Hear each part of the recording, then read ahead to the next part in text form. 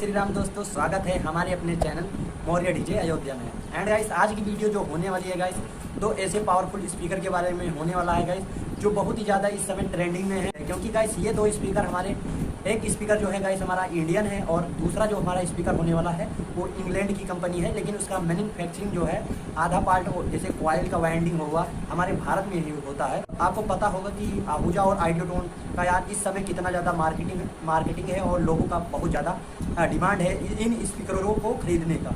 और चलिए हम इन दोनों स्पीकर को और अच्छे से समझेंगे और इसमें क्या क्या फैसिलिटी मिल रही है, सारा कुछ आज की वीडियो में हम समझेंगे।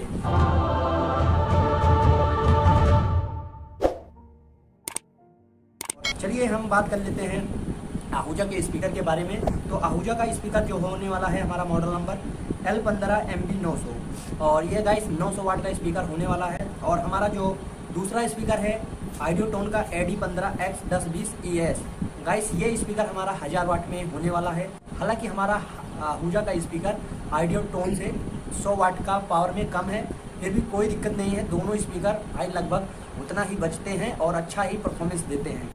और चलिए अब आगे जान लेते हैं इन दोनों स्पीकर के बारे में। और चलिए हम बात कर लेते हैं आइडियोटोन में हमें ड्राइवर साइज 15 इंची का मिलने वाला है और इसका कॉइल का जो तार जो भरा रहता है 380 mm में तार के साथ वाइंडिंग हुआ होता रहता है इसमें। और गाइस आहूजा में भी हमें सेम टू सेम यही देखने के लिए मिल जाता है, जो गाइस स्पीकर के लिए बहुत ही अच्छी बात है। और दोनों का कंपेयर किया जाए तो दोनों में तब सेम निकल के आ रहा है, तो शायद दोनों ही सेम ही बजे। तो चलिए और थोड़ा आगे जानेंगे दोनों स्पीकर के बारे में। और गाइस मैं बता दूं पहले आपको, ये दोनों स्पीकर RMS पावर में हैं, तो यार इसका पीक पावर भी हम आगे जानेंगे वीडियो में। और गाइस धीरे धीरे कर देखेंगे किसमें ज़्यादा हमें प्लस पॉइंट देखने के लिए मिल रहा है। तो आहूजा में बात किया जाए, हमें 4 इंची का हाई टेम्परेचर कॉपर का वाइंडिंग वाला वाइस कॉइल मिल जाता है। और यहीं पे बात किया जाए आइडियोटोन में भी हमें 102 mm 4 इंची हाई टेम्परेचर कॉपर का वॉइस कॉइल देखने के लिए मिल जाता है। तो हालांकि दोनों में हमें सेम टू सेम देखने के लिए मिल रहा है। अब बात कर लिया जाए इसका मैग्नेट, तो मैग्नेट जो है गाइस हमें आइडियोटोन में हैवी ड्यूटी फेराइट का हमें इसका जो है मैग्नेट देखने के लिए मिल रहा है। और वहीं पे बात कर लिया जाए हमें आहूजा में भी वही हमें सेम टू सेम देखने के लिए मिल रहा है। हालांकि मैग्नेट में दोनों में कोई परिवर्तन नहीं है, दोनों में सेम टू सेम है। और गाइस इंपीडेंस की बात की जाए तो दोनों ही स्पीकर हमारे 8 ओम के हैं। और गाइस अब बात कर लेते हैं दोनों स्पीकर के फ्रीक्वेंसी रेंज के बारे में। तो देखिए गाइस हमारा आइडियोटोन में जो है फ्रीक्वेंसी रेंज 38 हर्ट्ज से लेके 2.5 किलो हर्ट्ज मतलब 2.5 किलो हर्ट्ज देखने के लिए मिल रहा है। और वहीं पर बात कर लिया जाए आहूजा में 40 हर्ट्ज से लेकर 2 किलो हर्ट्ज तक देखने के लिए मिल रहा है।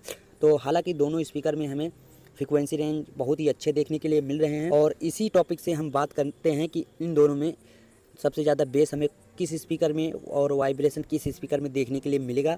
तो मैं बता दूं आपको, सबसे ज़्यादा बेस और वाइब्रेशन हमारे आहूजा के स्पीकर में देखने के लिए मिलेगा।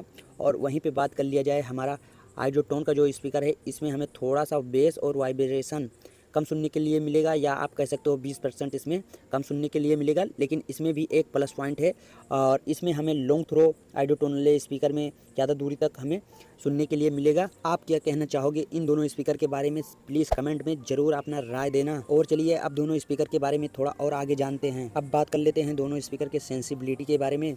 तो हमारा जो आइडियोटोन का स्पीकर का सेंसिबिलिटी है वो 98 dB देखने के लिए मिल रहा है। और वहीं पे बात कर लिया जाए आहूजा में हमें सेंसिबिलिटी लगभग 98, इसमें भी हमें देखने के लिए सेम टू सेम मिल रहा है। तो ये बहुत ही अच्छी बात लगी दोनों स्पीकर में। और गाइस आहूजा का मैक्सिमम सेंसिबिलिटी कितना जा सकता है, क्योंकि यार एम्पलीफायर से आवाज़ खोलने पर उसका सेंसिबिलिटी कितना जा सकता है ये भी बहुत ज़्यादा मायने रखता है। तो देखिए आहूजा का जो है सेंसिबिलिटी 197 dB तक आपको देखने के लिए मिल जाएगा, आप अगर एम्पलीफायर से आवाज़ खोलते हो तो। और वहीं पर बात कर लिया जाए हमारे आइडियोटोन में भी मैक्सिमम इसका सेंसिबिलिटी एम्पलीफायर पर आवाज़ खोलने पर 128 dB देखने के लिए मिल जाएगा। और हालांकि हमारा 1% आइडियोटोन में ज़्यादा देखने के लिए मिल रहा है, ज़्यादा का फ़र्क नहीं है। अब बात कर लेते हैं दोनों स्पीकर के नेट वेट के बारे में। तो हमारा जो आहूजा का स्पीकर है वो 10 किलोग्राम का है, और वहीं पे हमारा आइडियोटोन का जो वेट है वो भी 10.5 किलोग्राम देखने के लिए मिल जाएगा। तो हालांकि वजन में भी दोनों सेम ही हैं, थोड़ा बहुत का फ़र्क है। अब बात कर लेते हैं दोनों स्पीकर के पीक पावर के बारे में। तो हमारा जो आइडियोटोन का स्पीकर है वो 2000 वाट का पीक पावर के साथ चल सकता है और इसे लंबे समय तक चलाया जा सकता है, इसमें कोई भी दिक्कत नहीं होगी। और उसी के साथ हम बात कर लेते हैं आहूजा में। आहूजा में हमें पीक पावर 1800 वाट का देखने के लिए मिल रहा है और हालांकि इसमें हमें 200 वाट का कम देखने के लिए मिल रहा है, लेकिन पीक पावर में अधिकतर स्पीकर बहुत से लोग नहीं चलाते, क्योंकि जब स्पीकर बजता है तो हमेशा बीट जो गिरता है हमेशा आउटपुट सेम ही नहीं निकलता, कम ज़्यादा वोल्टेज होता रहता है, तो उससे ज़्यादा हमें दिक्कत नहीं होगी। और जैसा कि ये दो स्पीकर पीक पावर में है तो आप इन दो स्पीकरों को आप अगर बड़े एम्पलीफायर से भी रन करोगे तो जल्दी से ये स्पीकर कटेंगे नहीं और ये दोनों स्पीकर लंबे समय तक चलेंगे। तो आप इन दोनों स्पीकर में से कौन सा स्पीकर लोगे तो कमेंट में बताना। अब चलिए इन दोनों स्पीकर के बारे में हम और जानेंगे, जो प्राइस के बारे में होने वाला है। देखिए, जो हमारा आहूजा का स्पीकर है इसका प्राइस आइडियोटोन वाले स्पीकर से ज़्यादा रहेगा। हमारे यहाँ इस स्पीकर का प्राइस लगभग 10,000 से लेकर 11,000 रुपये में देखने के लिए मिल रहा है।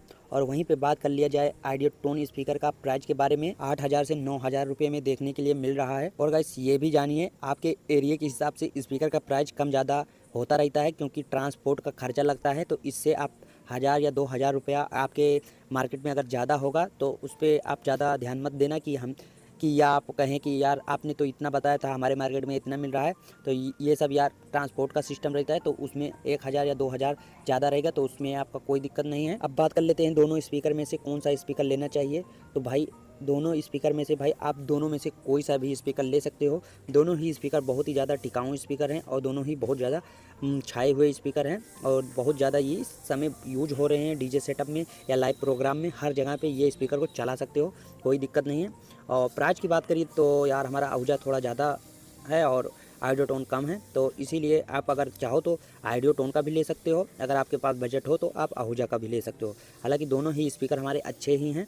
हमारा आइडियोटोन जो है थोड़ा लॉन्ग थ्रो दूरी तक देगा और हमारा जो आहूजा का स्पीकर है लॉन्ग थ्रो इसका कम रहेगा, लेकिन इसमें बेस और वाइब्रेशन आपको सबसे ज़्यादा सुनने को लिए मिलेगा।